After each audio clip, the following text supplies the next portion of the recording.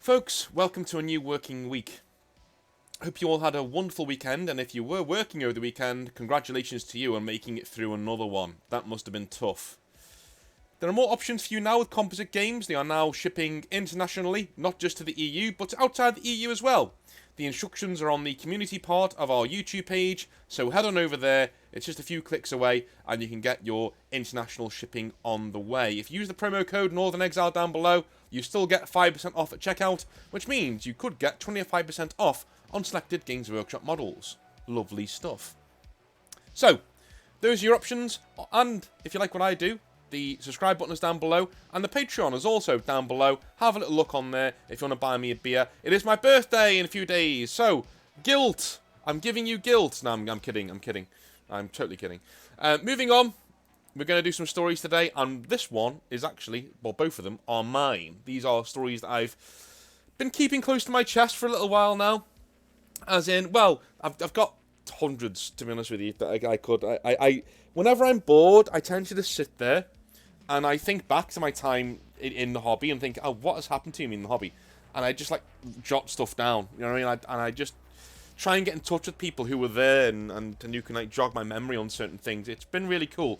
And the channel has let me, like, get in touch with people that I've not spoken to in years, which is awesome. And this video was made through partnership with one of those people. So you know who you are. Thank you very much. As the title says, mums. They are the bane of most Games Workshop managers, if we're being honest. I mean, we love you, and like making sure the cool ones among you get what you need for little Timmy, but some of you just are beyond saving. A year or two ago, I did a short video on some of the things mums have gotten up to in my own stores, and in the local store that I ran on my return to the north. The other day, I was trawling through my old content, thinking if anything needed to be updated, and that video really stood out as not really covering enough, and also just needing a general update. So, here we are. My first tale comes from my time at Games Workshop and my first week of being a manager. I was a bright-eyed manager, revelling in being the one to drive the store forwards, and threw myself into every conversation. This was great. And probably the best time of my working at Games Workshop, to be honest with you. Until people kind of got the wrong idea with my enthusiasm. There was a single mum who had come in called Jenna. How did I know she was single? She'd tell people, mostly young men, within the first few minutes of speaking to her. She wouldn't outright say, I'm single, but would mention how she had very little time being in the house on her own and looking after a lad, his dad was not about, blah blah blah, things like that, right? Obvious hints. Hey, I'm single, you know? She would always approach the few young men chads we had in the store too, and talk like this. Almost everyone else she ignored completely. Her eyes, though, were fixed on the manager. Yours truly in the room. Most ladies who are older and mums see a few things in a Games Workshop manager who is not hideous to look at. Number 1, you can hold down an entire business on your own. That's attractive. Number 2, you have a steady job. And and they think you've got a decent income. Number 3, you have good social skills. And number 4, you're good with kids. And not just any kids, you're good at entertaining her kids. Because they're in your store. So her kids already think you're like the hero, right? In short, you are in her crosshairs. Women are, in general, very bad at pursuing people, especially men. Mainly because most of them have never had to do it before, but those who have leapt over the wall are just now having to learn how to do it. It's obvious, it's awkward, and it can be kind of overly cringe depending on the desperation of the lady to find a suitable man. A suitable and stable man. You know? And that's not to be harsh. Listen, girls, the way of the world is that men approach you. I get that, right? And when women approach men, it's like, oh my god, you know, what is going on? And I get that. I get the fact that you're not the ones who are supposed to be pursuing. I get that it's all a construct and it is what it is and we've got to deal with it. I get that. But it doesn't change the fact that those of you who eventually have to do it are not very good at it. Just, you know, men, even men who never pull, still have more game about them than you do. Sorry, it just is what it is. Because they've been trained, they've been doing it since they were kids, they've had to do it since they were like 16, or they weren't going to get any. They haven't been swanning through life being able to just get it whenever they want, and, you know, selecting people to do it with, rather than scattergunning and trying to do it with everybody like we have to do, right?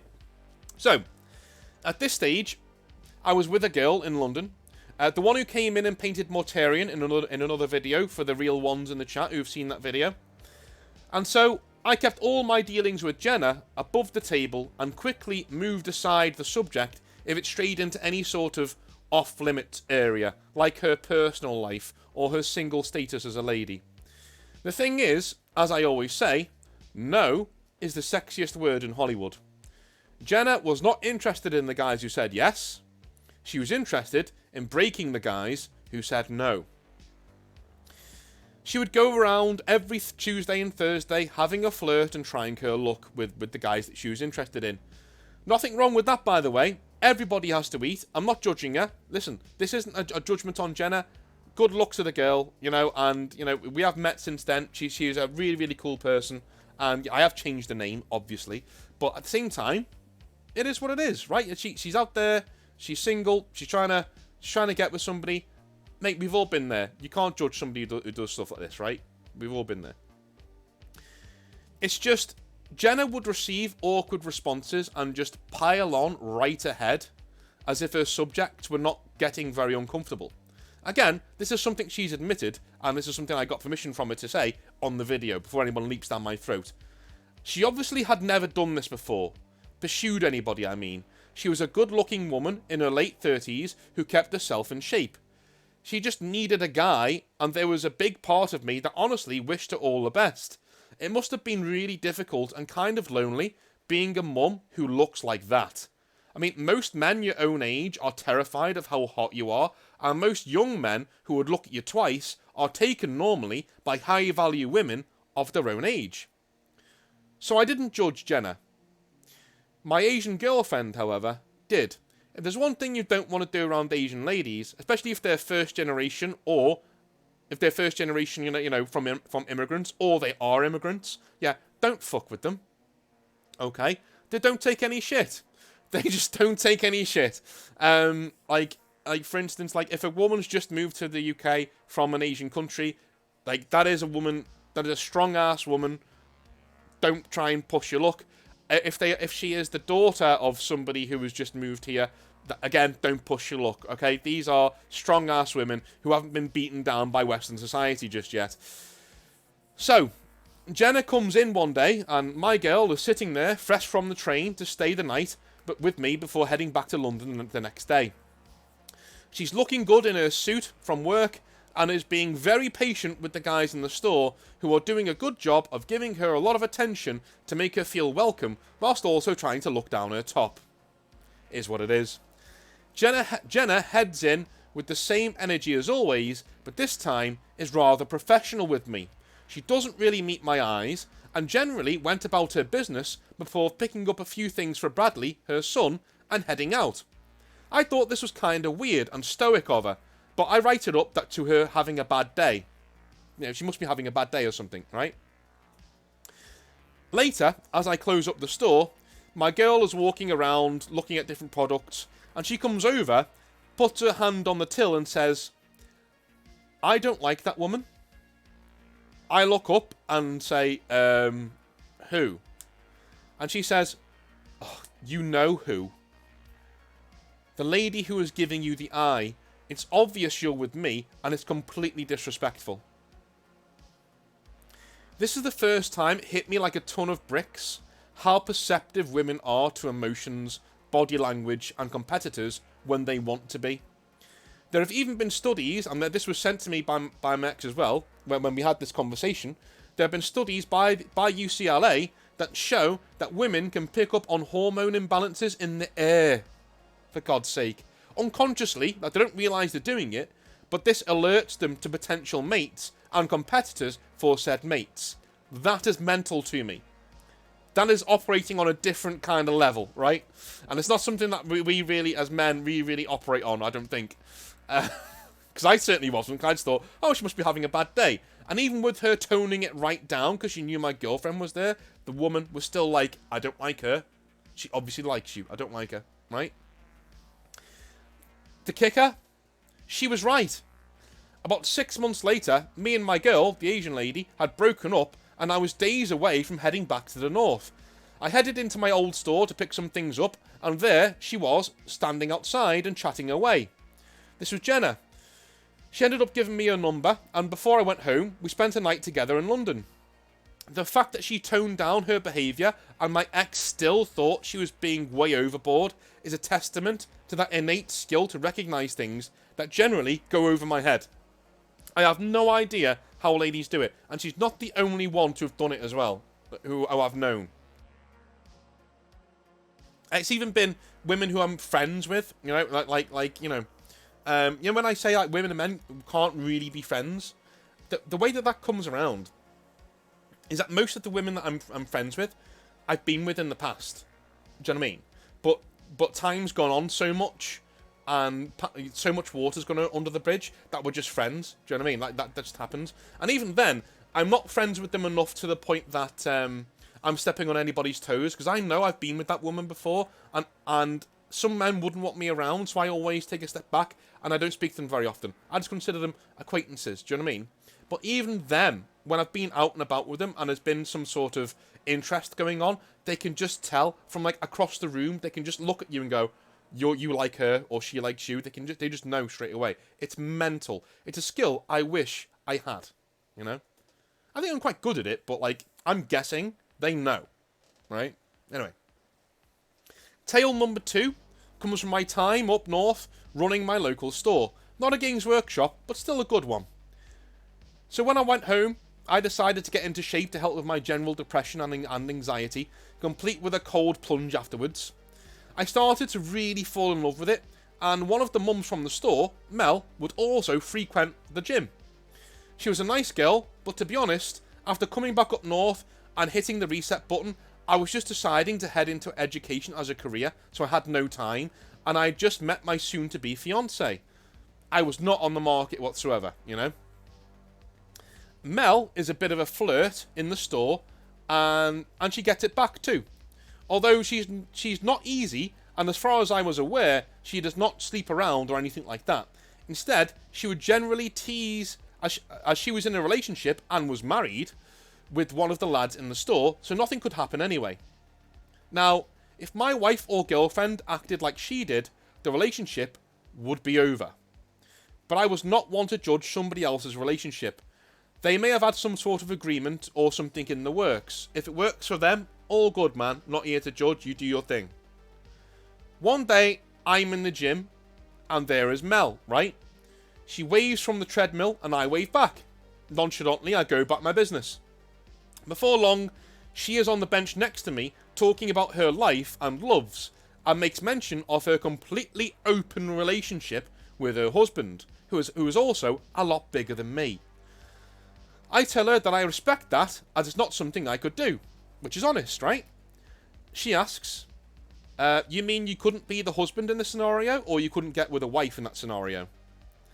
I said, well, I couldn't be the husband, obviously.